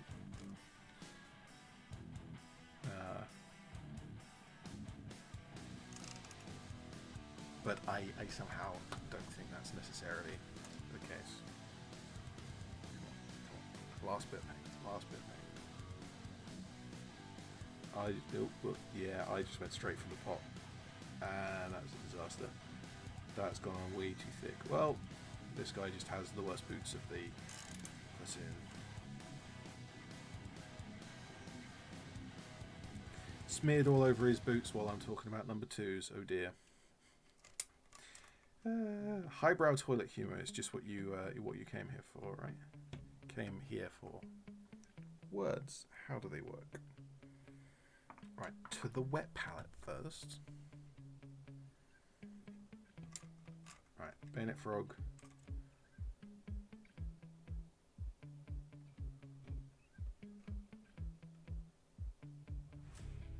This sounds so Linkin Park.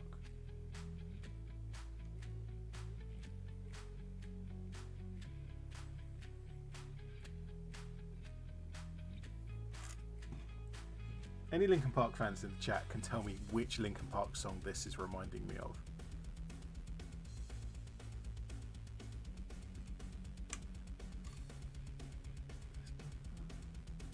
There's no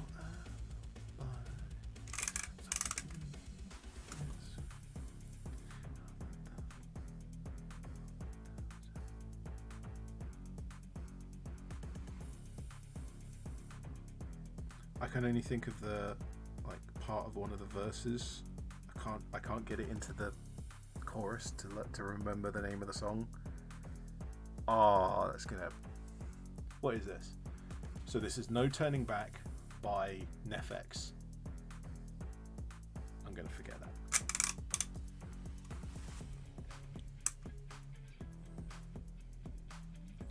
If anyone watches this live stream after it goes into video mode,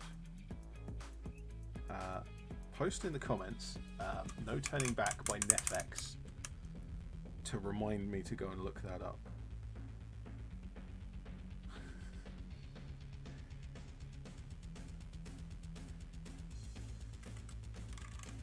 Mainly because I'm just absolutely terrible at remembering stuff. Right, there we are. Rifle stock. Not quite. That's to do the rifle stock properly.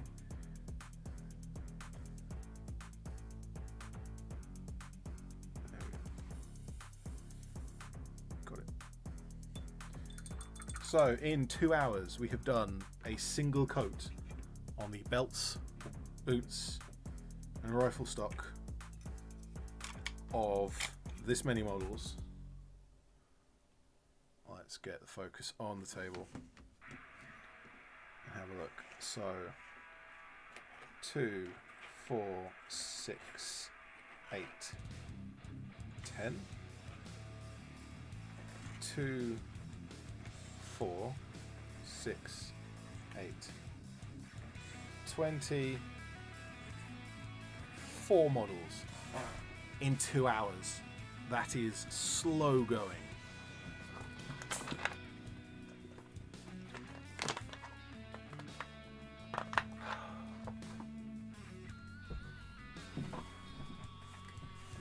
And given that I have... How many models have I already painted? 1, 2, 3, 4, 5, 6, 7, 8, 9 infantry, plus the 5 of the gun crews, that's 14. Plus 3 vehicles, 17. Plus the gun itself, if you want to count that, so 18. And I've got 24 infantry to go. So I'm not even halfway. Well, these are more than halfway painted, so the army as a whole is more than halfway painted. That is true. There's also the Bren carrier, Universal carrier, and the Sherman, which are... Sherman's halfway-ish painted. That's a big job. And the Bren carrier has been primed and nothing else. So... Oh yeah. Speaking of the Bren carrier, I forgot I brought these out. These are the vehicle crew for tanks. What tank are you for? He's for the Sherman. Where did this guy come from?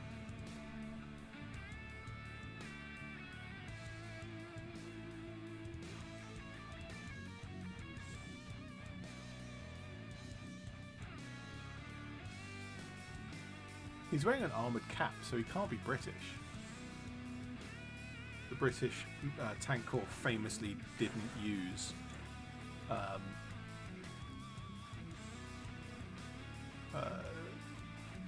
armoured caps, and all of their tank crews just got head injuries, or minor head injuries all the time because they were bumping into things. Huh. This guy is quite clearly tank commander, and he'll go on the Sherman. Just needs his beret and the skin. Looks like he's basically done. And then these 4 are all for the Universal character. Universal carrier. Yeah, where are you from? Cromwell's printed. Armoured Car's printed. Quadtrax is printed. It's not from the gun crew.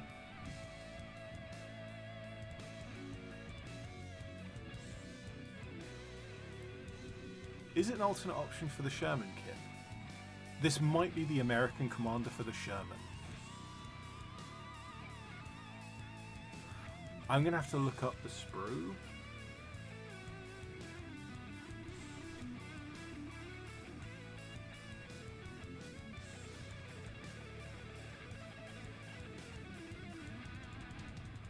He doesn't really look American commandery. Maybe he is. It doesn't. It's not the armored cap he's wearing isn't the same as the Soviet one, so it's not from the T-34. I used all the stuff from the T-34 anyway. Yeah, and all my other Soviet vehicles were 3D printed, so it's not that. I'm gonna have to look that up. He's glued to the same bit of sprue that the British tank commander from the Sherman is, so maybe it is that. Well, I'll put that aside because they are all vehicle crews of some description. I do want to sort out one more thing before we end the stream, and that is to at least vaguely organise all of the models for my Brits. Because at the moment, I'm not 100% certain on what I've got. So let's get the focus back on the table. There we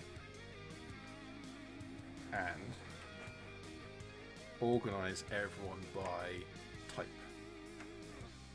first. So we've got the artillery observer, the sniper team, and the mortar team. They are easy to work out.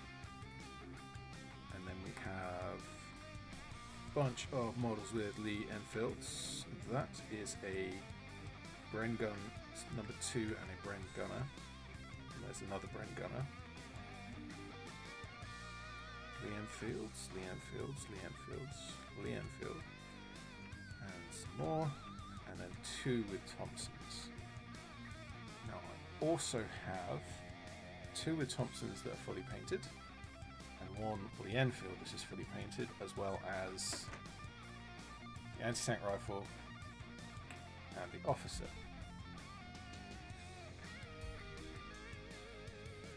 So 2, 4, 6, 8, 10. 2, 4, 6, 8, 10. 1, 2, 3, 4. I think I have essentially going to be 1 model short on one of the squads, which is sort of roughly what I thought. But if I make a Bren gun team, a pointy person to be the NCO for that squad, and then if I make this up to a squad of 10 with rifles. 2, 4, 6, 8, 10. Good, that's how many I thought.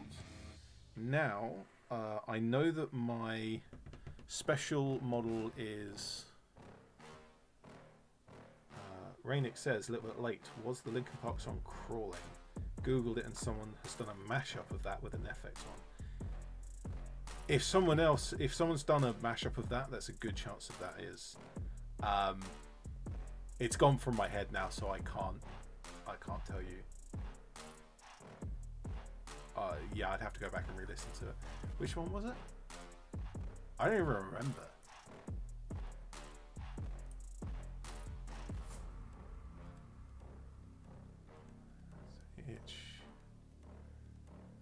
No, I'll tell you what. While I've just looked through it, this particular track I love. Let's turn the music up a bit. Not that much. There we go.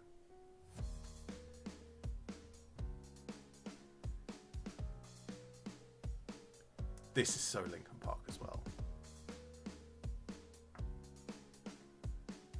This could be Crawling.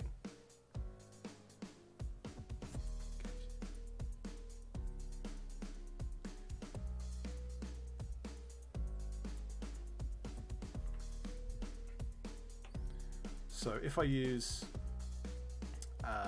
Paddy Mayne as the NCO for my veteran squad, and I make the veteran squad the minimum of 4 models, so that's my veteran squad.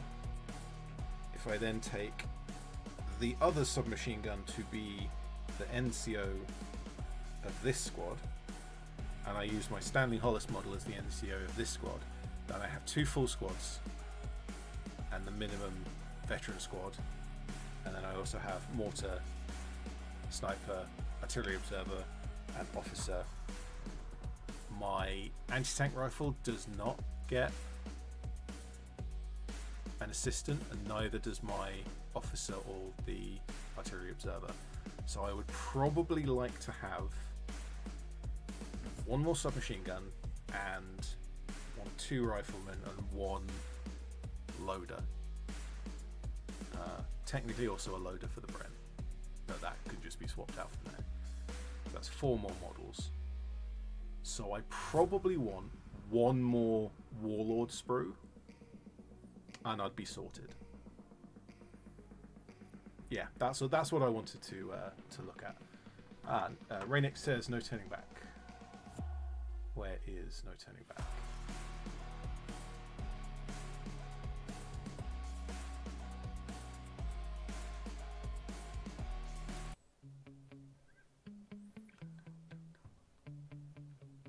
Oh yeah. Yeah, this is Crawling. Yeah, you're right.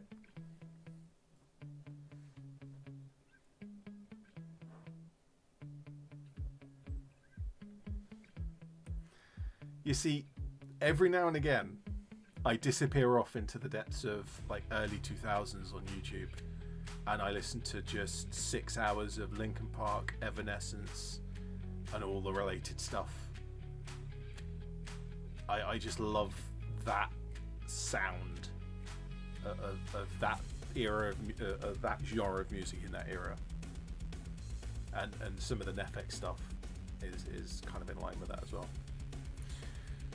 Right, well, okay, I have talked at length about what I wanted to do. I have lined up my models as I also wanted to sort them out, which is kind of cool.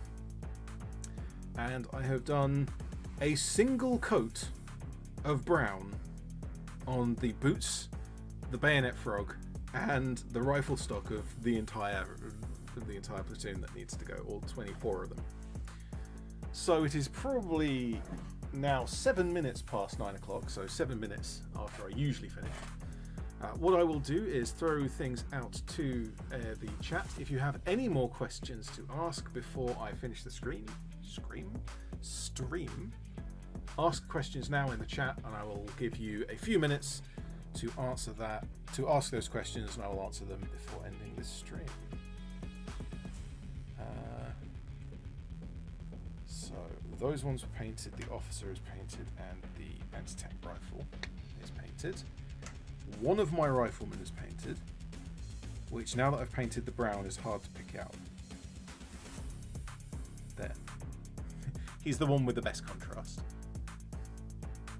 I mean, saying that, I'm not painting this platoon to my highest standard. They're nice enough, but they're certainly not excellent. These Warlord models are £1 a piece, and the 3D printed ones are nope, not that one. There you go. The 3D printed ones are leftover parts that I've just printed a body to make a full model out of. So on average, the infantry for this army is probably 20 pence each. Oh yeah, and I actually got a pretty decent deal on the sprues as well.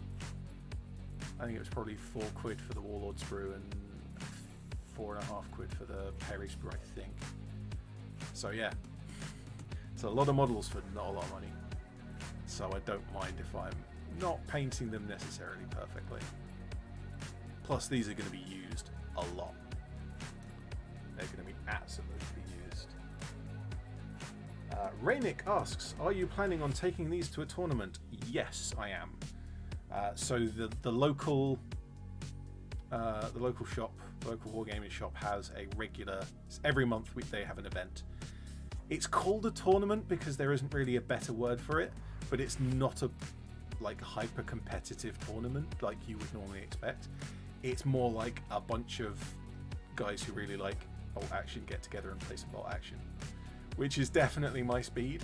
I much prefer that to the more kind of hyper aggressive competition style tournaments that is usually associated with the word tournament. And yes, I am definitely bringing these. So I've brought my Soviet Union for everyone so far because they're the models I've finished. Although the tournament does specify that you don't have to have painted models, and that's the reason why I started going to this tournament, because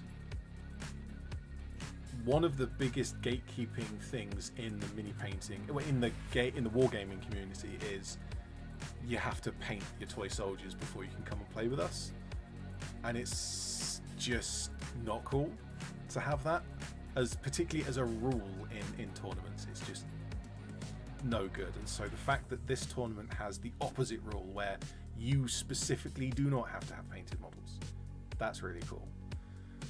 But I like to paint models, and so I'm going to go through them. I have, of course, painted a lot of vehicles. I've got my anti-tank gun here. Ooh, let's have a close-up of the anti-tank gun.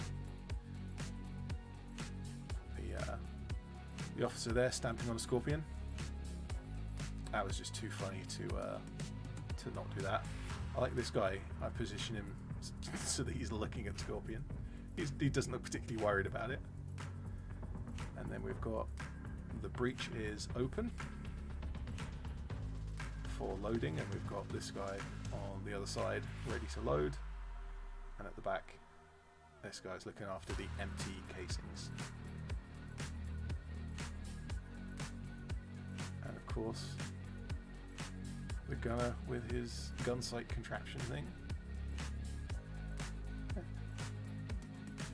And all of this is on a sprue goo base. So this is just leftover sprue goo from a project that I did. I squished it down into a big circle and I put it aside when it had set, and I was like, I'll use that sometime. And then like the next week I got this model and I'm like, you know what this needs? This needs a really big base. I'll use that sprue goo plate. It is it's about 130 mil long by about 120 mil wide, so it's not a perfect circle. But yeah, they're going to be good to have. And I already have my tank in the form of the Cromwell and the armoured car in the form of the Daimler armoured car. So with the rifle squads now, yeah, they've got plenty of colour on them. I don't mind using those. Yeah, I can definitely go to a game with all this. Right, well, there does not seem to be any more questions being asked. So the answer to that one is yes, I'm definitely taking it to a tournament, because this tournament is fun. Oh yeah, I remember. I broke the other handle off of this. You can see the grey of the underneath where it was, where it didn't get paint. I've swept this entire room. I've gone over every edge and corner and box and thing, and I have not found it. It is gone. Eaten by the carpet monster, unfortunately. I may have to 3D model this one and make a second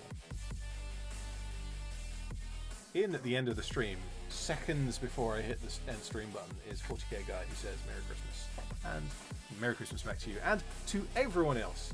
Happy holidays to everyone watching the stream and to everyone who has popped past. There were quite a few in and out over the 2 hours that I've been going, but thank you very much for watching. I have been ED-SKaR. These have been my British Army models that I have been painting, and I'm fairly close to being done now, actually. So, what have I got coming up? I've got a few videos in the works, so I should have a decent one for next week. I am suspiciously coming very close to 1,500 subscribers, so I'm going to do a Q&A. So look out for that video when that comes out. Otherwise, yes, thank you all for watching. I'm ED-SKaR, always will be, and I shall see you sometime soon.